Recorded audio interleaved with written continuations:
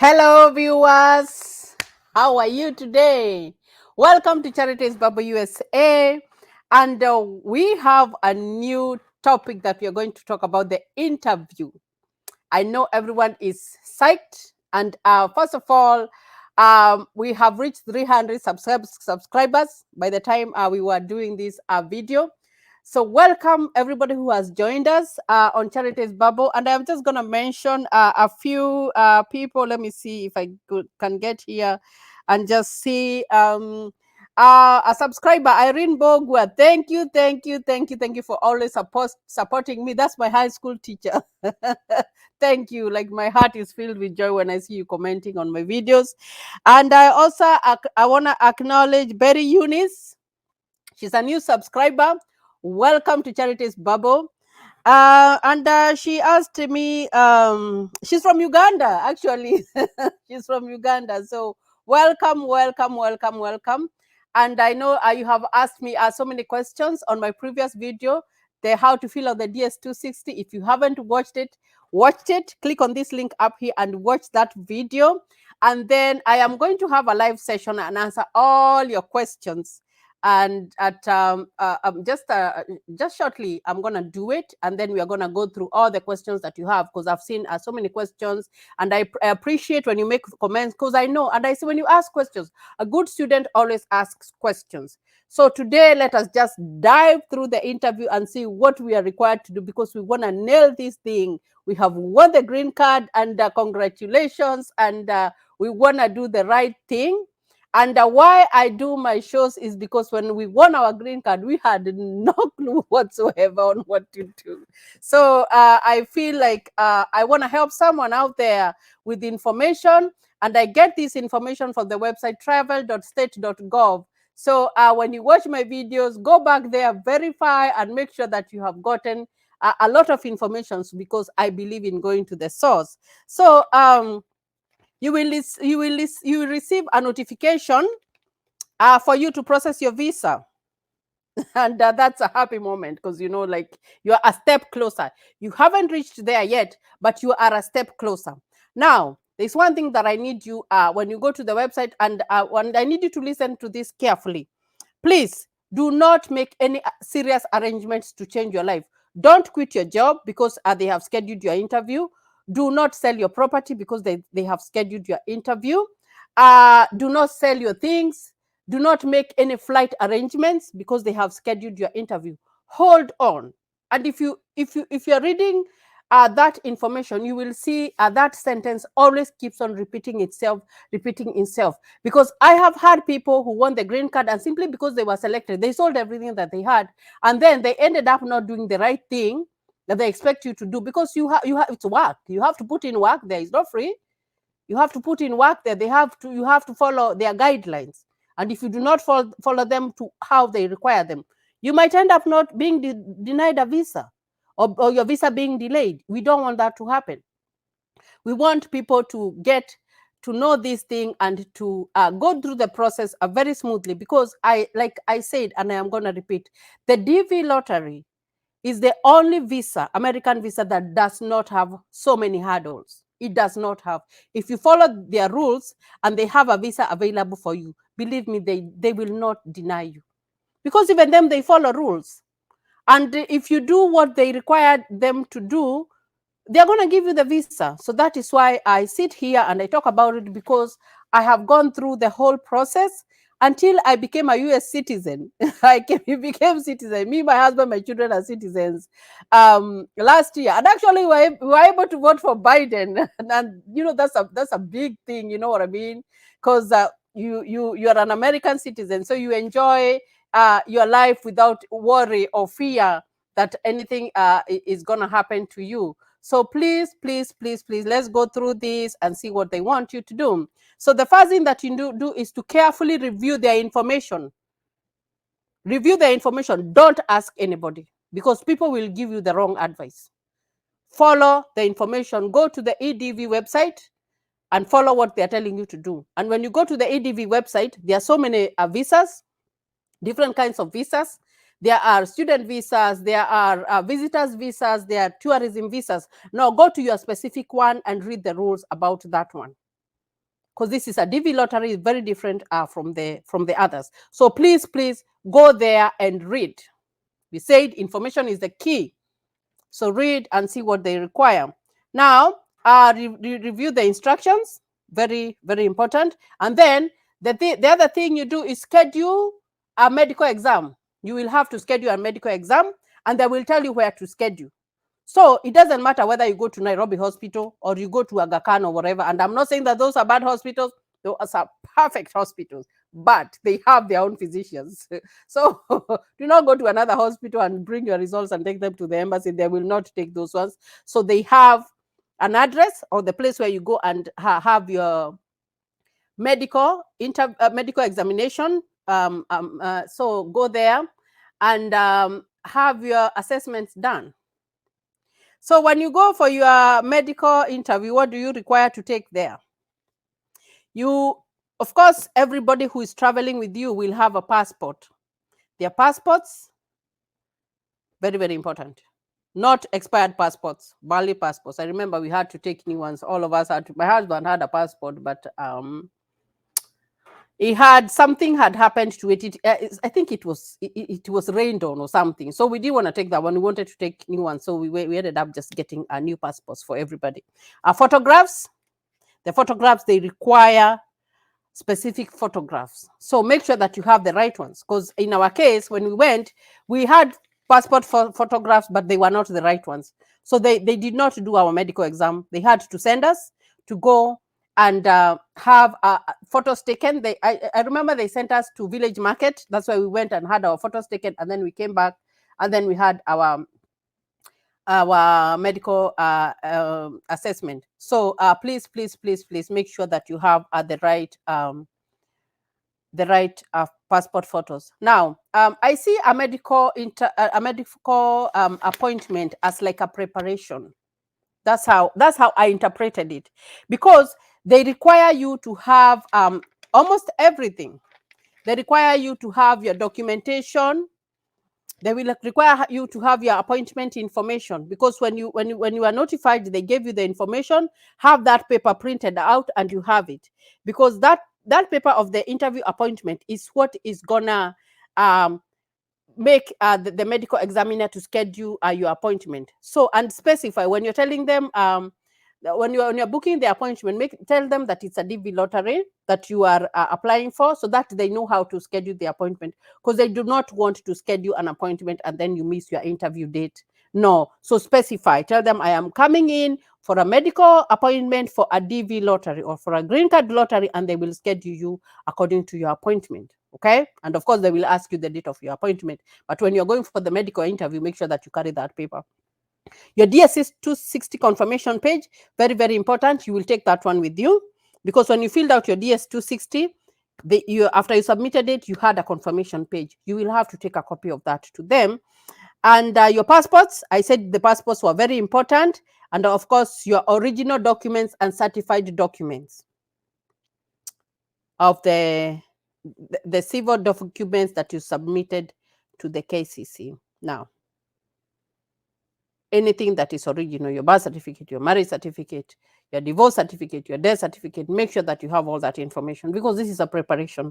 Like ours, we went on a Thursday for our medical appointment, and our interview was on a Tuesday. Can you imagine if you were going for a medical appointment on that Thursday and we didn't have a marriage certificate? Because when we got married, we did not get married and got a marriage certificate. And that's what happens in Africa. That's our culture. You go, you get married, and then they are so much into the traditional marriage. So the legal marriage or the paper marriage comes in later. So we didn't have that one. So as soon as we saw the notification to process, we started making preparations to get a marriage certificate. So whether you have been married for 10 years or 20 years, and even your husband has paid dowry and everything, if you do not have a legal paper that shows that you are married, you have to start looking for that, because that can make you to be disqualified. So make sure that you have that. If it's your education, make sure that you have your certificate. And work experience. I said if you did not go to high school, do not worry, but make sure that you give them a documentation that shows that you have 2 years minimum work experience. Go with all those documents. Okay, carry them, have them ready, because most of the time they will schedule your appointment very near to your interview. Excuse me. So please, please, please make sure that you have that. If you are deported, make sure that you take your deportation documentation. Divorce, make sure that you have your divorce certificate. If your spouse died, make sure that you take your death certificate. And if your marriage was annulled, make sure that you take an annulment certificate, or your marriage was ended for any reason. So it doesn't matter. Now, if you have adopted children, make sure that all documents that you have them, the legal adoption and everything. So when you're going there, at least they will see that you're prepared. Because I remember when we went for our medical exam, now, like I said, we didn't have the passports, but we had all the other documentation with us. They might not necessarily even ask you for all that documentation there at the whatever, when you're going at that juncture, but they want to know if you're prepared. So make sure that you have everything at the juncture that you're going for your medical exam. I would advise that, because they will not schedule your appointment after a very long time. They will schedule your appointment soon, very close to your interview. So very, very important. Now, let us go to the interview. Now we have our documents, and I talked about all the documents that you did. Now, who must attend the interview? Now you have done your medical. Now when you do your medical, let me go back a little bit. They might give you your results in an envelope. If they give you your results in an envelope, please, please do not open that envelope. Don't make a mistake of opening the envelope, because they want you to take that envelope to your interview when it is sealed. So don't even open it. Okay? Don't. If they can use another way, they can submit your results electronically. So that's okay. So you don't have to worry about a sealed envelope. Okay, but if you get the envelope, make sure that you don't open it. Now, remember, where they send you for your medical exam, you must pay. It's not free of charge, you will pay. And it's good to have extra money, because I remember when they did my test, they had to do an extra chest x-ray for me, and I had to pay extra. So the amount, because they tell you the amount that you will pay there. I don't know how much they're charging right now, so I'm not going to talk about the price, because ours was 7 years ago, and 7 years ago, so many things have happened. So make sure that you have money and you have extra, because you never know what will happen with your medical results. And I'm not going to talk about the medical issues, because that's protected information. Like I said, I am a nurse and I understand better what is protected information. Protected information means that you should not share any medical information with anybody. If it's for your patient, you don't share that information with anybody. It is protected information, so I'm not going to dwell on that so much. So when you go for the interview, the physicians will take care of you, and they will tell you what to do. So that's theirs. Now, so like I said, we went for a medical examination on Thursday, and the next week on Tuesday was our interview. So who did we take to our interview? We took our kids. Now remember, when you applied for your green card, if you are married, you have your spouse there and your children, everybody is going for the interview. So do not leave your kids behind, do not leave your wife behind, do not leave your husband behind. Everybody must attend the interview. Very, very, very, very important. Everybody must attend the interview. And make sure that you keep time. I remember we were at the American Embassy at 5 a.m. in the morning, because our interview was at 6 a.m. So make sure that you keep time. Because Africans are horrible with time, like horrible with time. So, you'll tell an African that the appointment is 1 and they will end up coming at 1:30. No, it doesn't work like that. If the interview is at 6 a.m., be there early. We were there at 5 a.m. in the morning. So be there on time. You cannot afford to be late. And when you come and live here in the US, you will understand the importance of keeping time. Because if an American tells you it's 1 a.m., it's 1 a.m. And I'm going to give you my own example, because I've learned, I've taken it, and I really know it's important. I do birthdays for my kids. I had 2 more kids when I came to the US, and I love doing birthdays for them. So if my birthday is at 2 p.m., You better be there at 2 p.m. if you are invited, because if you are not there and you come at 2:30, you will find that we have already started and maybe we are cutting the cake. Because if the birthday is going to be for 1 hour, for me it's 1 hour. I do not wait for anybody, and I do not. You call me if I told you, I gave you a notification 2 weeks before that it was 2 p.m. and you're not there. Then if you're not there, you're not there. I'm just gonna go on and do my stuff. I've had people come to my house when it's over, and they're like, and I'm like, yeah, it's over. It was 2 p.m. You never showed up at 2 p.m. So make sure that you keep time. You have to learn how to keep time when you when you are going for the appointment. Very, very important for your interview appointment. So keep time. Now, what will you bring for your interview? We said the people who are coming for the interview, do not add anybody who was not on the application and who was not on the DS-260. That is a ground for being disqualified. And watch this video up here, and you will see what will make you to be disqualified or to be denied the green card visa. Now, you'll take your appointment letter. So it's like a repetition of what you took to the medical interview. Then you will take your appointment information. Where did you get it? You got it from the entrance status check, the electronic diversity visa EDV website. And I am reading this information because I got it from the website travel.state.gov, because I like to read and I am sharing. So please, please, please take your appointment letter. Your DS-260 confirmation page, when you submitted your DS-260, you got a confirmation page. Take that one with you. Your passports. Each applicant here must have a passport. Everybody who is traveling with you must have a passport. Very, very important. Now, photographs. 2 identical color photographs with specific requirements for the American embassy. Okay, so by that time, I know you will have them, because when you go to the medical exam and you don't have the right ones, they will send you to go and do the right ones. So make sure that you have those ones. Okay, medical exam results. And I said, if they give you on a sealed envelope, make sure that you take to your consular the sealed envelope. Okay? And then original and supporting documents. And I am going to stress here: marriage certificate, death certificate, annulment certificate, legal adoption certificate. And I am going to dwell on this one for the legal adoption. Now, the African way of life, you find that if someone is not able to take care of their children, or if someone passes away, we take over the children and we live with them and we make them like our children, and we bring them up, we take them to school, and we don't have any valid documentation to show anything. Now, if you have done that, it's okay. But if you're coming for the visa, make sure that you have a legal decree showing that you're the legal guardian of that child, that specific child. Now, this one prevents kids from being abducted or kidnapped from the country to another country. Now, they will not let you, or they will not give you a visa if you have a child who you do not have a birth certificate to show that it's your child, and you're telling them that you have adopted that child. They will not do that, because there is something called international child trafficking, whereby the kids are taken to another country without the knowledge of their parents. And they are very Americans. Why? The thing that I love about Americans is that they love children.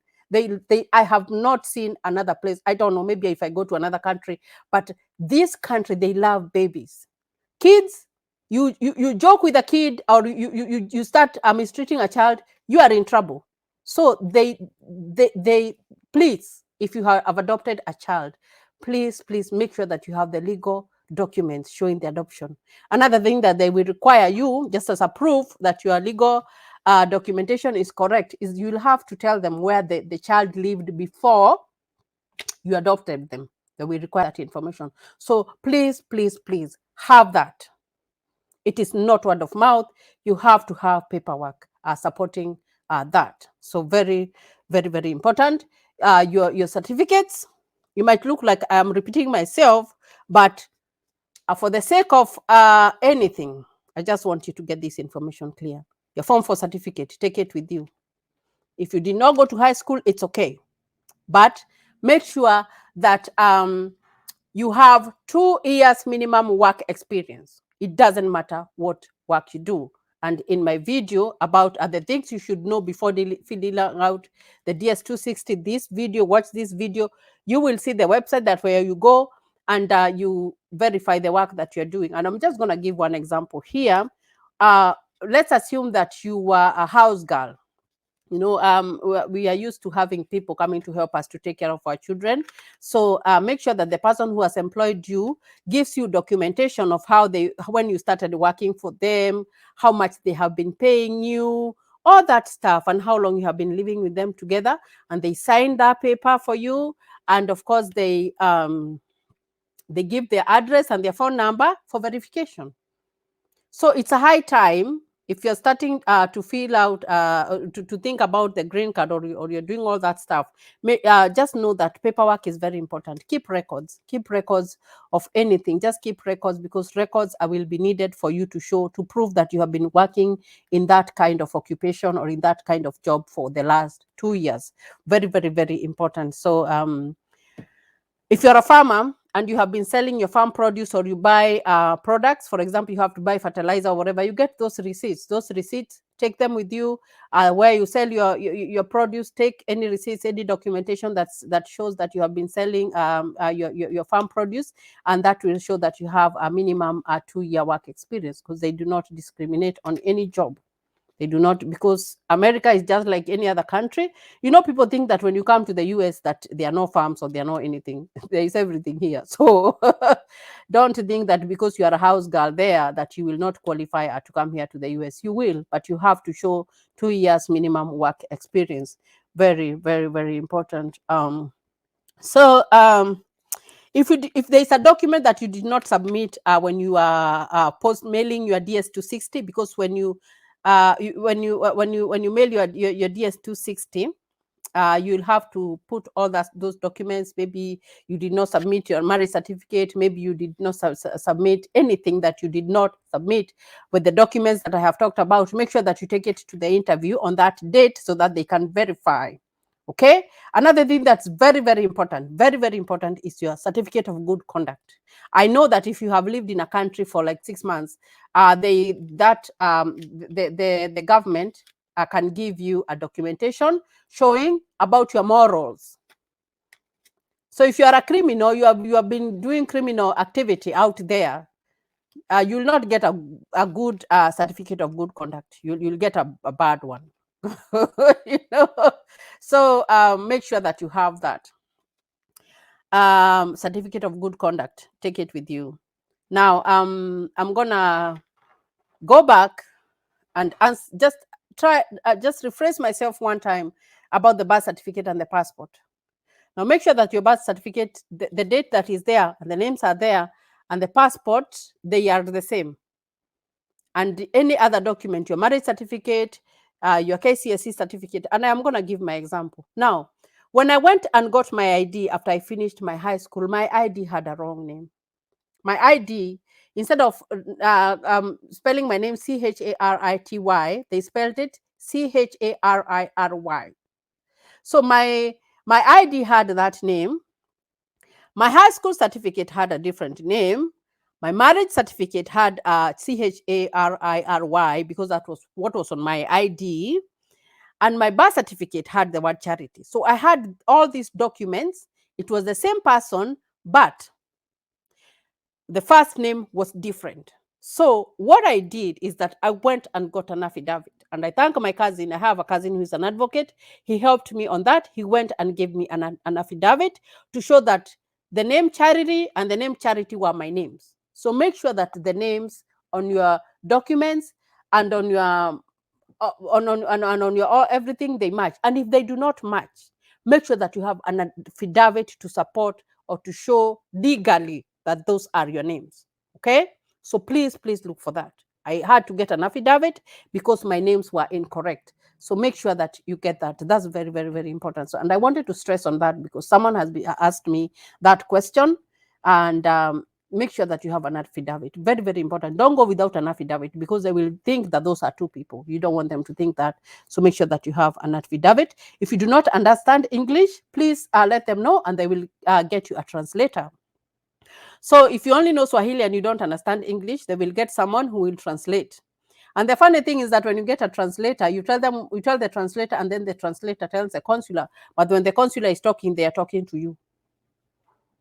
They don't talk to the translator. The translator is just someone who is just telling you, but they talk to you. So make sure that when you're talking to the consular, even if it's in your language, you're looking at the consular, and so that they can, there's communication. So don't worry even if you don't know English.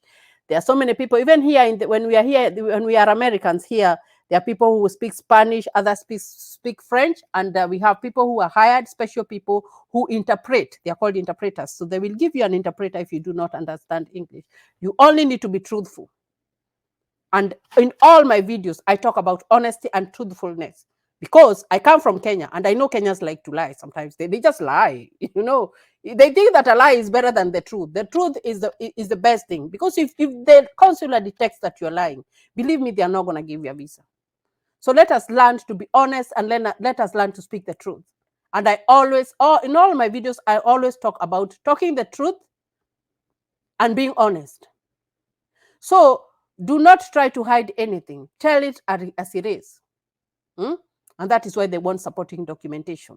Because when you have supporting documentation, it supports your truth. Okay? Very, very important. Now, just so you know, when you're going for the interview, you have to pay for the visa. And the payment is not going to be after they give you a visa. It is going to be before. We made our payment before we went for our interview. Even before we went to submit our documents, the ones that we had carried, the first slot, we had to pay for the visa interview. Now, whether you get a visa or you don't get a visa, they do not refund back your money. So don't ask for a refund if you did not get your visa. And why will they deny you a visa? They will deny you a visa if you did not follow their rules. If you did not read and follow their instructions, they will either deny you a visa or they will delay your visa. And they will tell you why. So if someone went to the American embassy and they were denied a visa, they were told the reason. Because some people they just lie and they say, no, they just denied me the visa because they did not like me. No. Those people follow the rules. They do not discriminate. If you have done your homework well, and if you have done what you are required to do, they will give you a visa. And if they deny you a visa, they're going to let you know. And they will tell you why they denied you the visa. So very, very, very important. And like I said, always remember, do not sell anything before you get your visa. When you get your visa, when they stamp it there, because the consular will tell you. The consular told us that she was a lady, I remember, and she gave us a green paper, and she said that she had given us a visa. Now we were free to go and sell our stuff, because what we did when we went back home, we just started making arrangement of selling everything that we had, because we needed airfare. So very, very important. So don't sell anything before you get your visa. Don't. Now, if you do not, there are some things, additional information. That's why I say you read everything. If you know that you will not make to your appointment, please make sure that you contact them as soon as possible. You contact the U.S. Embassy consulate or the American Embassy, and you tell them why to reschedule your appointment. Because if you miss your appointment, it's called a no call, no show. No call, no show is that you did not call them and you did not show up. That might be a basis of you being denied a visa, because you didn't tell them that you are not going to come. So you might lose your opportunity. So make sure that if you know that, because life happens. So if you know that you are not going to make it for the interview, please call them and let them know. Another thing is if and this happens due to financial issues. I've had people who have had the green card, and one spouse had to come before and the other spouse had to follow. So please make sure that you let them know. And they have a time frame. When they give you the visa, they give you for 6 months. So in 6 months, you have to be in the US. So you have to let them know that my family is not going to immigrate with me. I have to go maybe, and then they will come a month later. Tell them when they are coming. Okay, tell them that you're not able to travel, all of you, and it might be due to financial issues. They don't have a problem with that, as long as you let them know. Because if you did not tell them and you go by yourself, and you had not told your consular during your interview, you might not be, they might not let you in the United States at the port of entry. So please let them know whether you're traveling with your family. And if you're not traveling with your family, please make sure that they travel within that time frame of 6 months, because you don't want the visa to expire. Okay, so please make sure that they don't get that. You tell them, you let them know. Okay, so very, very, very important. Let me see if another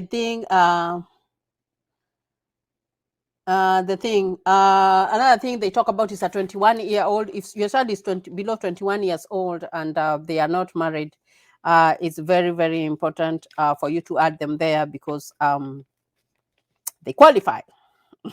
So now let's go to the end of the appointment.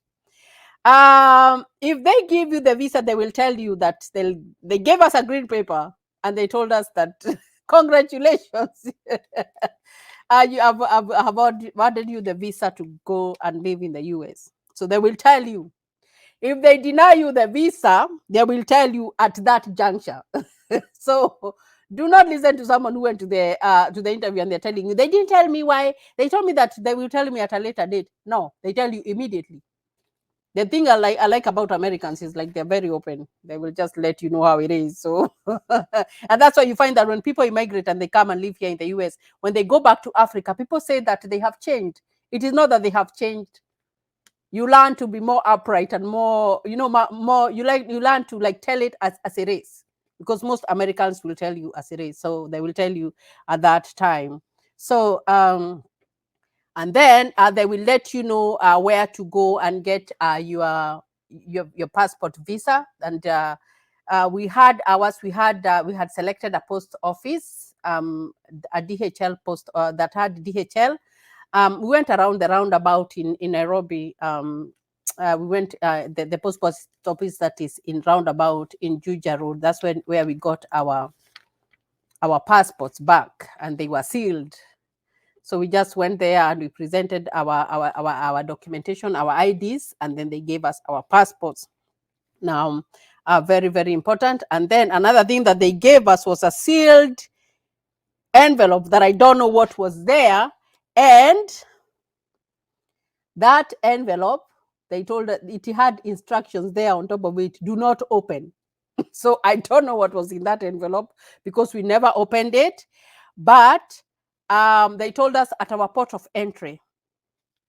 Our port of entry was in Chicago. We entered the US through in Chicago. That's where we gave the immigrant officer who we found there. We gave him that envelope and we gave him our passports. And then I don't know what was there. So, and then he told us that we are welcome to the US. And we were happy. We were so happy. So now, very, very important. So please, for more information, go to the website down here, travel.state.gov, and you will know, you learn more and you will know more about the interview. So the interview is not hard, but make sure that you follow their guidelines and follow what they want you to do, have all the required documentation, and it will be smooth.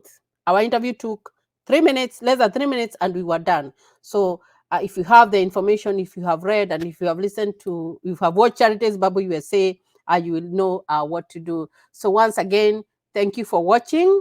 Continue subscribing to my channel, Charities Bible USA, liking us, and asking questions. Ask questions. There is no bad question. A bad question is the one that has not been asked. And good students learn by asking questions. So thank you very much for your time, and God bless you. And let's see you again in another video. Toodles!